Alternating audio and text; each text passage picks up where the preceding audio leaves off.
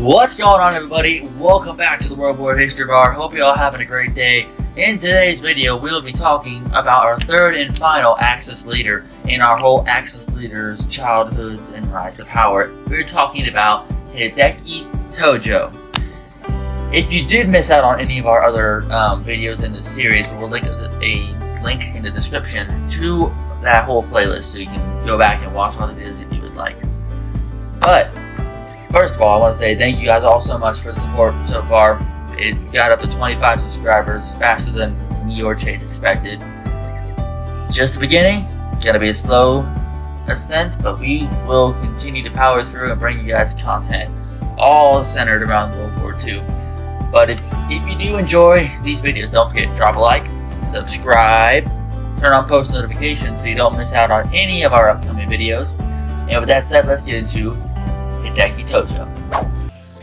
Here we go. Finally, something related to the Pacific Theater. We aren't there yet, but we're gonna get there. So Hideki Tojo was born on December 30th, 1884, in the Kojimachi district of Tokyo. He was the third son of Hidenori Tojo, who was an army officer, a samurai army officer, and Chitoshi Tojo, who was the daughter of a Buddhist priest.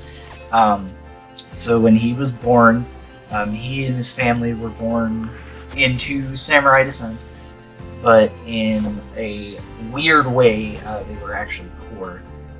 The old caste system basically said if you were a samurai, you were wealthy.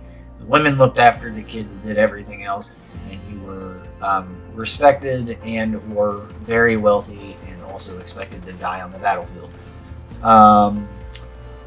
But in this weird case, they were poor, so but they were still respected by the people. Despite being poor, he had a very standard education as a child, as a teenager, and eventually till he graduated. At that time, school education in Japan was very strict. It was very competitive. Wanted you to basically succeed, or if you didn't, you were cast out. If you struggled, you were cast out. So as a result, he was bullied by his peers, his teachers, and really just wasn't positive. It wasn't positive reinforcement like most schools are today. He was also described by those around him as average intelligence.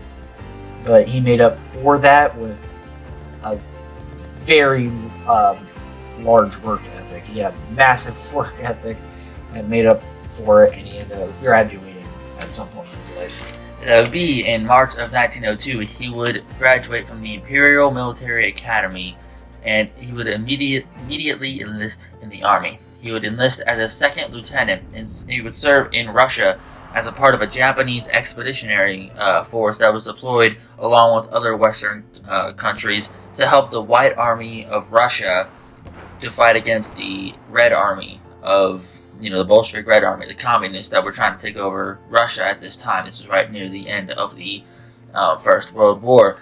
And it was mostly focused in the Siberia region. That's where he was deployed toward, which is not a very nice place in Russia, but still. Very freaking cold. Yes. But after that, he would become a military attaché in Germany between 1919 and 1922. And during this time, both Tojo and the army were very influenced by the way Germany was running things. They specifically the technological expansion in Germany, along with the efficiency of the army, primarily, were the primary factors. And at some point in 1922, he was returning to Japan, and he took a train ride through the United States. And during this time, he would really form his beliefs of what the United States was all about. And so he determined that all Americans cared about were money, sex, and drinking. And this was one of the reasons why he hated the United States so much. But there were a couple other reasons, one being the Treaty of Portsmouth, which was a formal treaty ending the 1904 to 1905 Russo-Japanese War. It was signed in Kittery, Maine. And another act was the Immigration Control Act of 1924, which was an act that controlled the amount of immigrants allowed to enter into the U.S. But it wasn't just the amount of immigrants, but the type of immigrants, specifically immigrants of Asian descent. The reason being that at that time, when we had our massive immigrant rushes, we had them from Europe, we had them from Asia, really just anywhere, especially Asia. A lot of our senators and congressmen at that time believed that Asians worked harder than whites, and they couldn't accept white people being subserved by Asians, so they just banned them. Pissed a lot of them off, pissed off Japan especially, because they viewed that as racist. It was racist. And I don't understand why we did that. And the reason they were mad about the Treaty of Portsmouth, though, a little cut back to that, is because the Japanese were winning. They were beating the Russians. And we go, along with a couple other countries, and just stop it right there. Like, they were winning. They were about to literally... I'm pretty sure they were thinking about invading Russia at some point, but they didn't, because they just stopped it, and the Japanese were like, well, what the hell is this? Like, we're winning, and you're just gonna stop us? What the f***? But, that left a bad taste in a lot of people's mouths, especially Tojo's. By 1928, Tojo had become the bureau chief of the army, and eventually he was promoted to colonel. And he, that's when he kind of started to get into his politics. So at that point, he was in the command of the 8th Infantry Regiment, and uncharacteristically of him, he told his soldiers to be a father and mother to the rest of his soldiers, just basically be nice to people around him. He often visited soldiers' houses and helped them out. Like, if he had a personal problem, he'd help you with that. Like, if you were depressed, he'd help you with that. If you were short on money, he'd give that to you. But it's weird. It's uncharacteristic of him, because he was viewed as cold, ruthless, and not really generally caring about anything around him besides work. Like, he was really devoted to it. So it's very, very, very uncharacteristic of him as a person. But while that is true, he and most soldiers at that time began to develop a very anti-Western mentality. Basically, culture. It's a culture thing.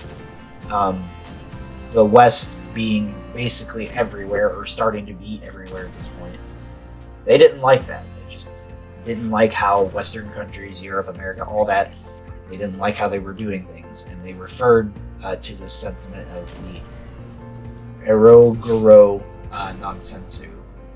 Basically, translated simply in Japanese, means eroticism, grotesquerie, I think that's what it means, and nonsense. So then he began to start kind of flexing his power a little bit, but we'll get to that here in a second.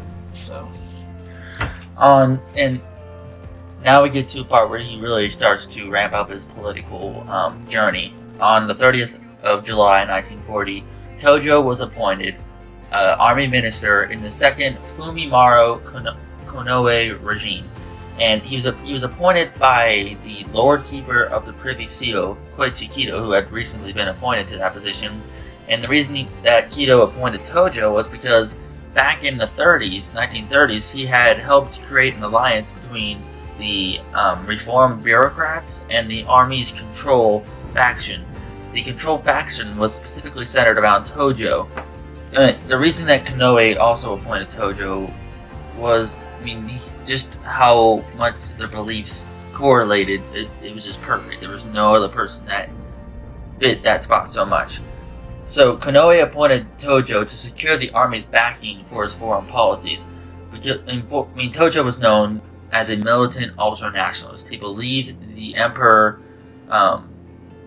was a living god and that everyone should follow him. He favored direct imperial rule, and he wanted to ensure that the emperor's orders were faithfully followed no matter what. And this was right alongside of Konoe's beliefs as well, so it was a no-brainer to appoint Tojo to this position. So when Hirohito, being the emperor, when he rejected Prince Naruhiko Higashinishi, I think that's how you say it, as the replacement for Konoe as the prime minister, Kido kind of advocated for him, and he chose Tojo for the role because Tojo was incredibly freaking devoted to it. It wasn't without opposition, though. Minister Admiral Keisuke Okada was against it, and again, like, Kido advocated for Tojo.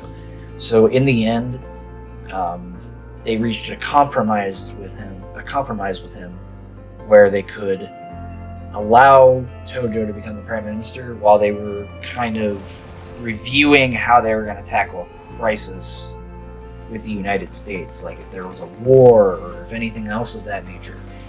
But in the end, that's the compromise that was reached, and Tojo was appointed as the prime minister of Japan. And that's just where it all technically begins, with all his power trips and all that. But we'll get to that when we get to that. I feel that you're going to enjoy what we have here. Alright guys, that is the end of Hideki Tojo, and that is the end of our series on the 3 Axis leaders' childhoods and rise to powers. If you did like the video, definitely drop a like, subscribe, turn on post notifications so you don't miss out on any upcoming videos that we post, because we have a ton of amazing videos coming for you. Believe us. If you did want to watch any of the other videos from this series, we have, as I said in the beginning, linked in the description is the playlist, so you can go and rewatch those videos if you would like to. But with that said, we will see you guys back here at the World War History Bar for our next video in the future. Peace.